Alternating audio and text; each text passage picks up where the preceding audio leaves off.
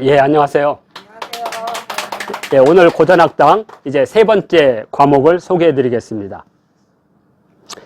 세 번째 과목은 제자규가 되겠습니다. 제가 쓴 겁니다. 천자문을 뛰어넘는 소학교재다. 그러니까 예전 소학은 7살에 들어가요. 7살에 들어가서 13살 정도까지. 아니, 이제 머리가 나쁜 애들은 20살까지도 해. 그래서 자기보다 한참 어린 애한테 선생님이 이렇게 가르치는데 옆에서 배우고 있어. 나머지 공부를 하는 거. 이렇게. 네. 그래서 7살에서부터 13살 정도에 이제 소학을 하고 14세가 되면 대학을 공부해요. 조선시대 때는 주로 사서삼경을 많이 했고, 실질적으로는 13경을 했고, 그 이외에 13경 외에 두 과목을 더 했어요. 조선시대는. 뭘 했냐면, 하나는 심경, 마흔신자 심경, 또 하나는 소학. 그 소학은 우리가 보통 명사 소학이 아니라 책 제목으로서 소학이 있었어요. 우리 그 설문해자를 하는 윤여덕 선생님이 그 소학에 대한 책을 썼어요. 실질적으로. 소학에 되게 권위가 있죠. 서울시민대학에서도 그때 강의도 해주시고 그랬어요. 그래서 그런 것들을 배우는 겁니다. 대학은. 그리고 소학은 조선시대 때는 주로 천자문, 동몽선습 이런 걸 배웠는데, 이제 그때 당시 1648년이 되면 중국이 권력이 바뀌어버려. 명나라에서 청나라로. 그래서 중화에서 오랑캐로 바뀌어버려요. 오랑캐. 그러면 조선은 어떻게 되냐, 선비들은. 저 중국의 중화가 죽었으니 이제 우리가 중화구나. 그래서 저쪽은 대중화고 우리는 소중화. 그러니까 저쪽은 큰 중화 요리집이고 우리는 작은 중화 요리집이다. 이렇게 했고, 이민족은 뭐냐? 저놈 새끼들은 만두나 먹는 오랑캐놈. 그래서 무지 유명한 말 했어요. 내가 무릎은 꿇었지만 마음은 꿇지 않았다. 청나라한테 무릎은 꿇었지만 이것은 여전히 저쪽. 그래서 천자문 같은 걸 계속 고수한 거예요. 그런데 중국의 그 만주족들은 이거 문제가 많다 이거죠. 물론 그래서 만주족들이 자기의 고유한 민족적 정체성을 지켰느냐. 200년 되니까 걔들도 방구석에 따뜻한 데 있다 보니까 말 타고 수렵하던 그 기운을 싹 잃어버리고 동화가 되죠. 그래도 초기에는 이런 형태의 교재를 만들기 시작합니다. 이렇게. 자, 그래서 그때 만든 교재가 제자규가 되겠습니다. 그래서 제가 천자문을 뛰어넘는 소학교재라고 한 겁니다. 근데 내용을 보면 정말 좋습니다. 어른도 이 정도의 윤리도덕, 그러니까 윤리도덕이나 두 가지가 있습니다. 하나는 봉건적 사유체계와 행동거지에 따라서 하는 윤리도덕이 있고, 하나는 그러한 것 중에 현대에 맞게 쓰는 거예요. 예를 들어서 부모님한테 공경하고 벗들과 친하게 지내고 선배들하고 잘 어울리는 것은 지금도 무지 중요한 사회생활이잖아요. 그것은 그 전에 고대적 윤리체계가 전혀 관계가 없죠. 지금도 필요한 거잖아요. 사회생활에서 그거 못하면 직장생활도 못하는 거니까. 그러니까 그런 것들 그런 것들 때문에 어른들한테도 되게 필요하고, 내가 혹시 나도 모르게 언어적 실수를 하고 행동 실수하고 이렇게 하지 않나, 이렇게 반성하게 됩니다. 그런 의미에서 보편적 세계의 인문정신이라고 제가 한 겁니다. 보편적이다. 되게 보편적이다. 그리고 이게 3자로 되어 있기 때문에 한자를 공부할 때 기초 문구를 배우는 겁니다. 그리고 동아시아의 여러 인문적 개념이 다 담겨 있으니까 이걸 배우는 겁니다. 그래서 뭐 이런 겁니다. 피설장, 차설단. 그건 뭐냐? 저쪽에서 장점, 저 사람은 장점을 말하고 나는 단점을 드러내라. 뭐 이런 뜻이에요. 근데 사람들 거꾸로 하죠. 세상에서 제일 재밌는 게 화장실에서 교장 선생님 까는 거거든. 담팅이 까는 거. 선생님 담팅이라고 했잖아요. 자, 그래서 이런 것들, 이거 보면, 내가 실수했구나. 그러면 안 되겠구나. 이런 생각을 갖게 되는 거죠. 재물경 원화생. 재물을 가볍게 여기는데 원망이 어떻게 생기느냐. 한 집안의 모든 그 화목은 어디서 오느냐. 재산을 가볍게 볼 때. 그런데 그때부터 부모님이 준 거 가지고 네가 어떠니 해가지고 서로 싸우면 형제들끼리 등 돌리고 정말 무섭습니다. 한 부모님의 기운으로 태어난 형제간에 돈 때문에 그냥 이거 될지 안 되지만 나는 그냥 다 주고 싶네. 그래서 우리 누님들이 저한테 그냥 엄청나게 쏟아 부은 거지. 어? 자, 그래서 몇 가지 이제 한번 보겠습니다. 자, 여기 보면 청나라 때 1680년이니까 만주족이 가장 힘이 셀 때, 이때 만주족은 뭐라고 했냐면 한자가 있습니다. 그냥 만든 게 이때를 뭐라고 하냐면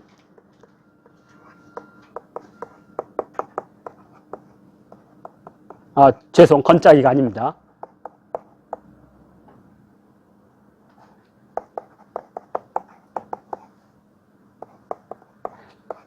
강건성세라고 그랬어요. 강건성세. 이게 무엇이냐면 강희제, 권룡제 때 융성한 세상을 만들었다.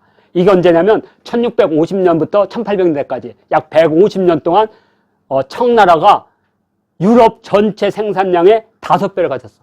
어마어마한 거지. 지금 미국이 프랑스, 뭐 러시아, 중국 합한 것보다 지금은 이제 약간 이제 네 나라가 합한 게 좀 넘거든요. 근데 5년 전만 해도 미국 하나가 세계 4대 국가의 GDP보다 많았어요. 합한 것보다.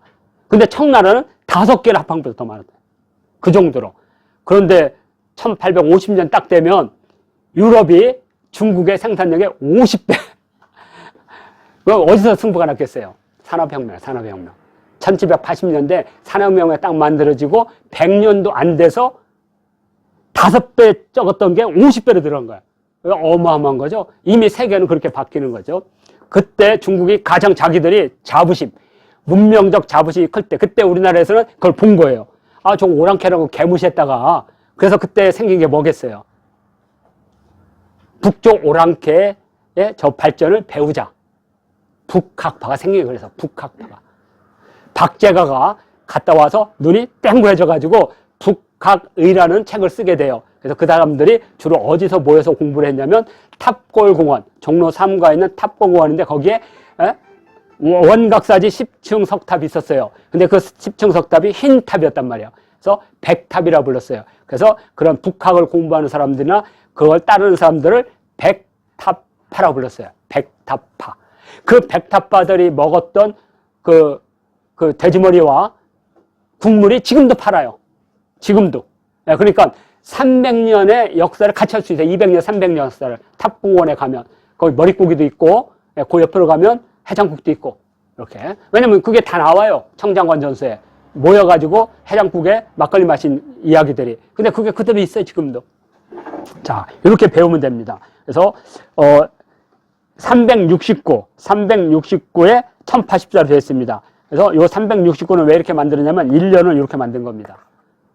1년을. 우리가 1년을 365라고 하지만 실제로는 360으로 계산합니다. 항상. 이게 정수라 그래요. 360. 이렇게. 그래서 369로 해서 인간들이 지켜야 될 도리 이런 것들을 모아놓은 책이 되겠습니다. 교재를 다 나눠드렸으니까 이 교재는 한 권으로 되어 있고요. 자, 그리고 자, 이렇게 세자 이렇게 해서 이게 369라는 뜻이에요. 369. 그렇죠? 이렇게 돼 있고요. 안타깝게도 조선시대에는 이 책이 들어오지를 않았습니다. 그래서 조선시대는 천자문 세계였어요.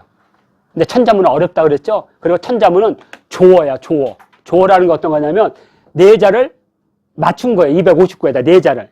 그래서 잘 안 쓰는 용어들입니다. 잘 안 쓰는 용어야. 근데 제자규는 여러 논어라든지 이런 책에서 끄집어서 세제로 맞춘 거기 때문에 이거 공부하다 보면 이거 논어에 있는 거네? 이거 맹자에 있는 거네? 이게 금방.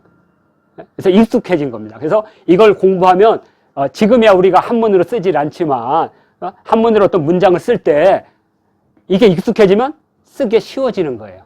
이렇게 돼 있습니다. 자, 그러면 한번 하나 보겠습니다.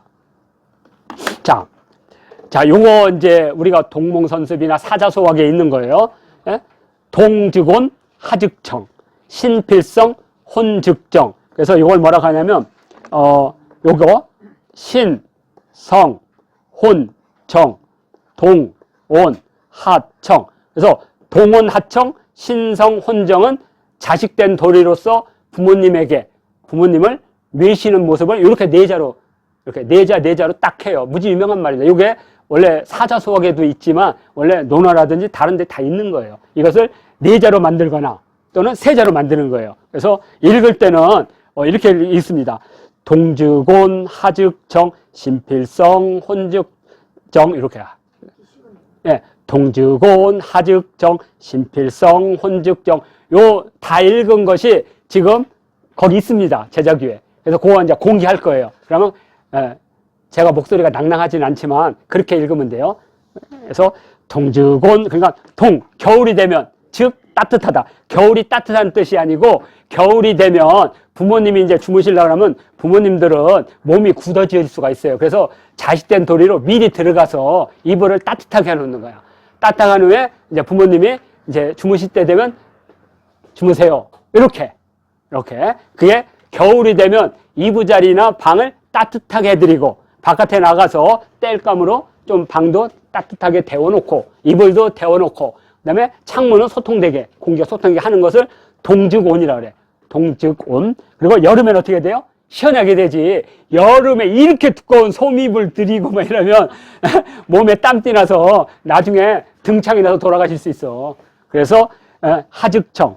이게 우리가 단어를 읽을 때는 법칙칙자를 읽지만 어주사라 또는 접속사를 읽을 때는 즉자, 곧즉자를 읽습니다. 그래서 동즉온, 겨울이 되면 잠자리 같은 것을 따뜻하게 해드리고 여름이 되면 잠자리를 시원하게 해드린다.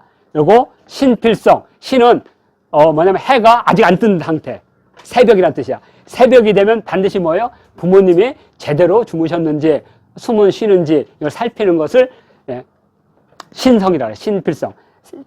해가 뜨기 전에 반드시 부모님을 살피고 그다음에 저녁이 되면 뭐예요? 여기다가 이부자리 깔아놓고 물도 갖다 놓고 요강도 갖다 놓고 요강 뭔지 알죠? 쉬하거나 이런 거 하는 거 이렇게 다 준비해 놓는 거 이것을 정이라 그래. 그러니까 금방 알겠죠? 지금은 그렇게 할 필요가 없어요. 지금은 인사만 하면 돼요. 저 가서 잘게요. 내일 봬요. 이렇게 하면 되는 거예요. 지금은. 그렇지만 예전에는 다 방마다 다 달랐어요. 그러니까 이거 반드시 봤어야 돼요. 그래서 이렇게 동즉온, 하즉정, 신필성, 혼즉정, 출필고, 반필면, 거유상, 업무변. 그래서 출필고 또는 고기라도 돼요. 나갈 때는 반드시 뭐예요? 알려야 돼. 저 어디 다녀오겠습니다. 어디 다녀오겠습니다. 나가 그러면 안 돼. 친구 누구누구의 집에 가겠습니다. 아니면 뒷산에 새알 주스러 갑니다. 지금은 새알 주스면 안 되지만 우리 때는 먹을 게 없으니까 꿩알 주스러 많이 다녔어요. 지금 생각하면 꿩 부모한테 너무나 가슴 아픈 일을 많이 한 거예요. 지금 반성하고 있습니다. 출필 반필면은 뭐예요? 돌아오면 반드시 얼굴면자 얼굴을 보여드린다는 거야. 저 왔어요! 그렇게 하면 안 된다는 거예요. 반드시 가서 어떻게? 다친 게 없고 무릎 팍 하고 팍 하고 그러면 안 돼요. 그러니까 출필고 반필면 되게 중요하겠죠. 자, 그 다음에 거유상. 거유상은 뭐냐면 거처했을 때는 막 바꾸는 게 아니라 그냥 늘 똑같이 일상상 늘 그냥 삶에 변화가 없는 거. 오늘은 엄마한테 탁 해놓고 나도 엄마 같은 사람 안 만났으면 이렇게 불행하지 않아 해놓고 또 저녁 때는 엄마 나 놔두고 막 이러면 안 되는 거야. 그냥 친구나 이걸 대할 때 늘 같이 대하는 거예요. 이걸 거유상이라 그래. 그리고 업무별은 뭐냐면 가업도 되고 사업도 되고 오늘은 짜장면 했는데 이거 짜장면 안 될 것 같아. 내일은 만둣국을 바꿀까? 그 가업은 망하지. 업이란 그거예요. 그러니까 거와 업은 같은 말이야. 거는 전체적인 사는 모습, 사는 거라면 업은 사는 모습. 모습은 쉽게 바꾸지 않는다는 뜻이에요. 업무변. 이런 식으로. 자, 그래서 출필고, 반필면, 거유상, 업무변. 읽을 때 이렇게 읽겠죠? 여기 0104 뭐냐면, 제1장 3구, 제1장 4구 이런 뜻이에요. 그래서 동즉온, 하즉정, 신필성, 혼즉정, 출필고, 반필면, 거유상, 업무변 이런 식으로. 그러면 하나를 더 하겠습니다. 그러면 오늘이 이렇게 진소호 여기고 진소오 근이거 신유상 이친우 덕유상 이친수. 자, 여기서 친은 친구도 될 수 있고 가족도 될 수 있고 부모님도 될 수 있어요. 근데 여기는 주로 부모님으로 하겠어요. 그래서 부모님이 소호 좋아하는 거. 부모님이 좋아하는 것은 힘은 여기서는 부사로 힘껏 갖출고 힘껏 갖춰주고. 부모님이 좋아하는 거면 부모님 먼저 막 떡이 먹고 싶다면 떡을 갖다 드리고, 예? 예? 오늘은 얼음이 먹고 싶다 그러면 산에 가서 얼음을 먹고, 잉어가 먹고 싶다 그러면 겨울에 얼음 깨서 잉어를 잡아다 드려야 되고, 이런 거예요. 자, 그 다음에 친소, 부모님이 싫어하는 거, 싫어하는 바는 삼가, 버릴 거, 안 하는 거예요. 금방 이해가 되죠, 우리 친구? 부모님이 싫어하는 것은 가능한 하지 말라는 뜻이에요. 아니, 하는 건 괜찮아. 하되 줄이라는 거예요. 줄이라는 거. 왜? 부모도 내가 좋아하는 것을 100% 막을 권리는 없거든.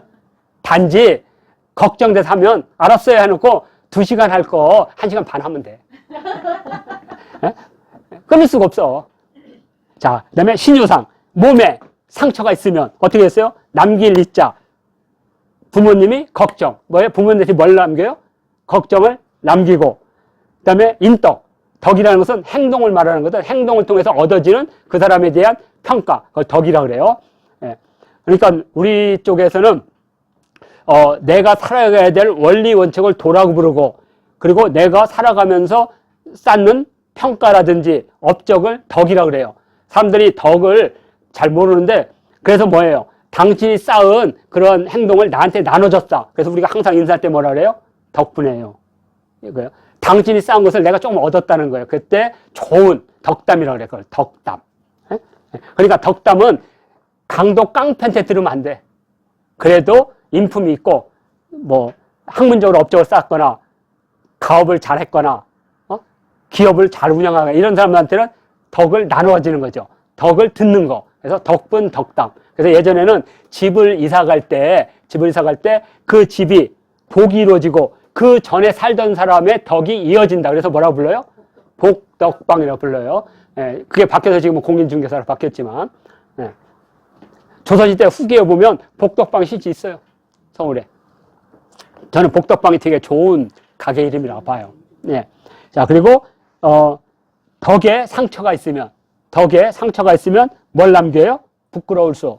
부모님한테 부끄러움을 남긴다. 이런 뜻입니다. 그래서 진소호 여기고, 진소호 근이고, 신유상 이친우, 덕유상 이친수. 이런 식으로 해서 369가 있는 겁니다. 예. 그리고 요게 끝나면 삼자경, 그리고 대동천자문. 그래서 올해는 4개월 단위로 3개의 수학교재를 공부한다. 그냥 듣기만 한데 다 외울 필요도 없고. 자, 이렇게 해서 한자 TV에 금요일날 항상 나갈 겁니다. 다음 주부터.